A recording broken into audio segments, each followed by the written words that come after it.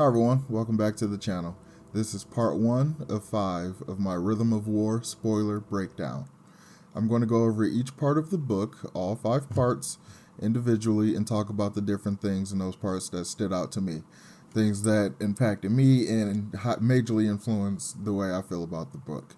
So even though I'm going to focus on one part at a time, spoilers are fair game for the entire book, and actually the entire Cosmere. So before we begin, let me remind you to hit that like button, and if you like the videos I'm putting up, hit that subscribe button. So let's begin.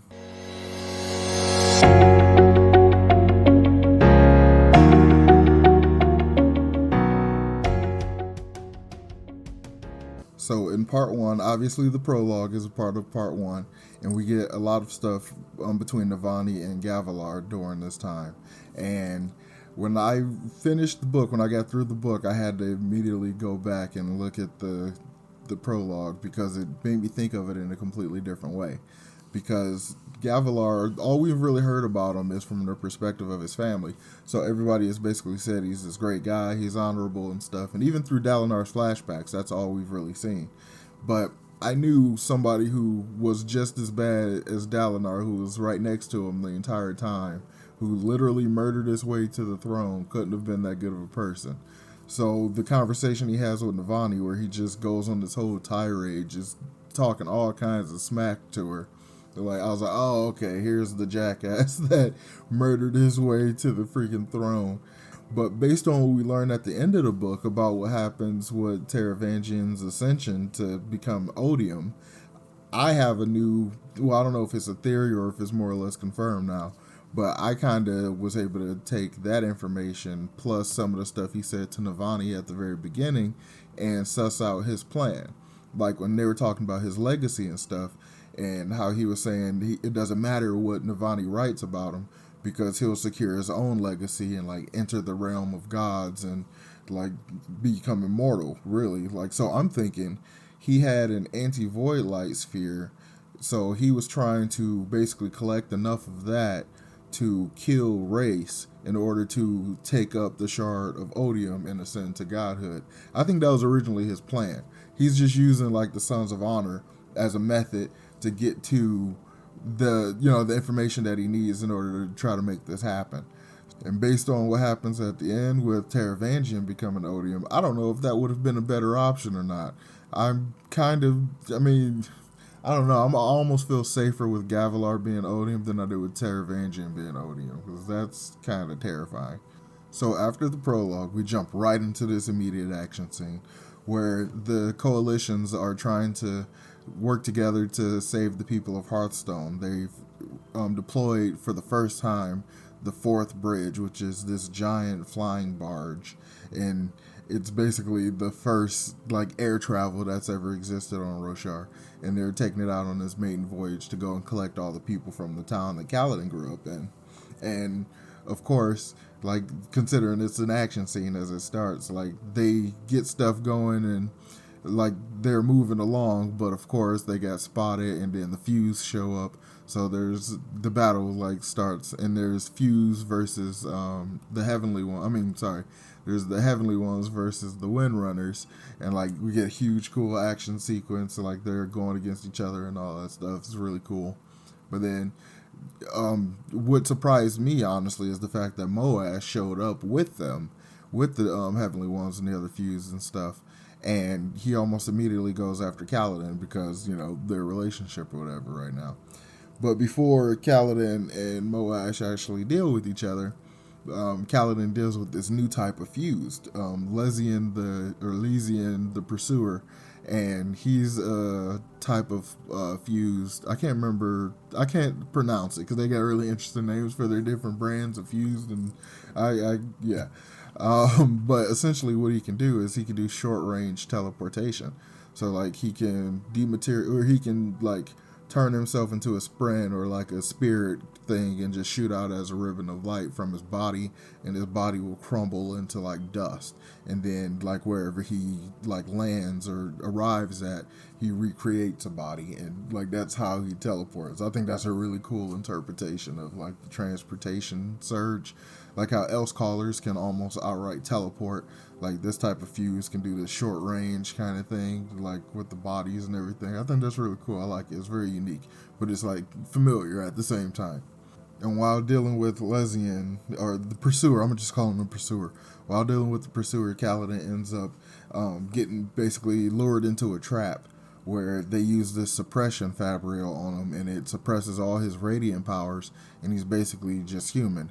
So the listeners that are there that are trapping him, they're like, oh, like you're trapped and blah, blah, blah, like you're nothing without your powers, and like all that kind of crap. Before they can even finish the sentence, Kaladin jumps into action and just like kills most of them in the room. And then, like, as the Pursuer tries to take off and teleport behind Kaladin because he's a grappler, like, Kaladin remembers, like, his pattern already and turns around as he reappears and, like, stabs him in the neck. And he basically teleports into a knife and gets killed. So at that point, I was like, okay, Kaladin can beat him without any use of Stormlight. So that means this guy is not a threat. Like, his whole shtick is that when he's killed by anyone, and he's reborn in the Everstorm, he comes back and tries to kill the person that killed him. But Kaladin killed him without any use of his abilities, so that means there's no real hope for this guy to win. And Kaladin's got plot armor, so there's no reason to be fearful for Kaladin at all, like even a little bit. When Moash does show up, though, it's so painful. It's so painful. I really like this setup that Brandon has done. Like, these two are like rivals, villain, antagonists or whatever their situation. But it's not like most situations like this where, even like with Amaram, like we knew that ultimately that was going to end up with a battle. Like ultimately Kaladin was going to have to fight Amaram, and that was how it was going to end. And just generally because of these type of relationships, that's kind of what I assume this would be too. But Brandon is clearly setting up a situation where their conflict is not physical, it's all emotional and mental. So when Moash shows up and sees Kaladin in this like burning down house where the fused, the Pursuer lured him to in order to try to trap him and all that stuff, like he starts just basically pushing Kaladin's depression buttons because they were so close. Kaladin confided in him and like told him all his vulnerable stuff. So Moash is using this all against him and like basically trying to get him to off himself, reminding him of his previous like suicide attempt in the first book, and he's trying to get him back in that mindset. And Kaladin's so like ragged and like mentally torn down and depressed and PTSD and all this kind of stuff. He froze again in battle like he did at the end of Oathbringer, and he's basically just done. Like he can't even hear Syl as she's trying to get his attention and all this stuff, and he's just not doing well. But luckily, he gets saved by Renarin, who comes in shining a giant globe of light and using his weird, corrupted sprint, but I don't want to say corrupted, like using his interesting different powers that he has. Reminds me a lot of like Gold and Mistborn. His powers seem to have the same effect that Gold does when you burn that metal. So after they get back to Urithiru and like get everyone that was dealing with the stuff, because the people that are flying on the barge are gonna get there later. So all the Windrunners and all the outright flyers, they're just they just went back home. So I hate my desk, but all the when they get back home, Kaladin gets back home and he just basically goes straight to his room. He can barely get into the room and close the door before he completely has a breakdown. He just slides to the floor and just crumples and just is in such complete total pain, like mentally and like physically, psychologically. And he's just not doing well at all. And Syl sees this, but she can't understand human emotions well enough to help him. So she goes and goes to get Adolin. And this is one of the great MVP moments for Adolin in the book, in my opinion. Like Kaladin is stuck in this horrible darkness, this terrible like black hole of depression and pain, and he desperately needs somebody to help him out of it because he's not strong enough to claw himself out of it the way he does every other time this kind of thing happens. And Adolin, being as awesome as he is, like just basically, I imagine Syl only had to say like, "Cal needs you," and he went running or something like that, and he basically forcibly like pulls Kaladin out of this darkness. He's like, "Nope, you're gonna come hang out and we're gonna go do something like light and easy," that kind of thing, kind of just pull him out of that situation so he's not alone and feeling that kind of pain. As somebody who's deals with depression and stuff like that, like it's done in such an amazing way. Like understanding the value of having someone there to pull you out of that kind of darkness when you can't do it yourself, that's priceless. And the fact that Brandon understands that and used it, it's great. And I think it's completely organic with Adolin too, because that's very much the type of person he is. He's one of those people whose life has been so easy, but it didn't turn him into a crappy person. So that's one of the main reasons why I like him a lot. And also, Shallan's stuff in this first part was pretty cool. She was, we start off seeing her working an infiltration. She's trying to get kidnapped, so this plan to deal with the Sons of Honor, the rest of the Sons of Honor, it can go into play. And I like the humor that there is in it. Like, she basically starts off basically moping and kind of whining that she hasn't been kidnapped yet. I was like, that's cool. Like, 'cause she has that kind of personality. Like, she's really getting into this type of stuff, and I dig that a lot. But her entire thing kind of happens fairly quickly. Like, soon as we get introduced to the situation she's in, she's trying to meet up with Ile Sadius, and but it happens almost immediately, like, because it's the tail end of that mission. It's like we're coming in at the end of another story kind of thing, this whole beginning part. Later, we jump to Venli, and we see over in Kholinar what Venli is doing. And Kholinar, it's been a year, so Kholinar's got a nice little renovation going on. It fits more of the singers, the listeners, aesthetic, and all that stuff. And this, the way it's described, I think it's really, really cool. It's very natural shapes and very reminiscent of that kind of stuff. But everything that she's doing in Kholinar so far, I was less than impressed with. Like, she's like gathering just other singers to basically run and not deal with either situation. Like, I kind of understand that because, she's a listener and they did that back in the day. They separated themselves from the entire situation so they could go and just live and be free. And that's kind of what she wants to do again. But I'm like, you're a Radiant and you are directly responsible for these feuds basically wiping out all your people. So you're at this point, you're not allowed to want to, run off and go and be by yourself and go be free and all that stuff. Like, you caused this crap. You are obligated to help deal with it. Like, so it bugs the crap out of me that that's what she's trying to do. So it's like really disappointing.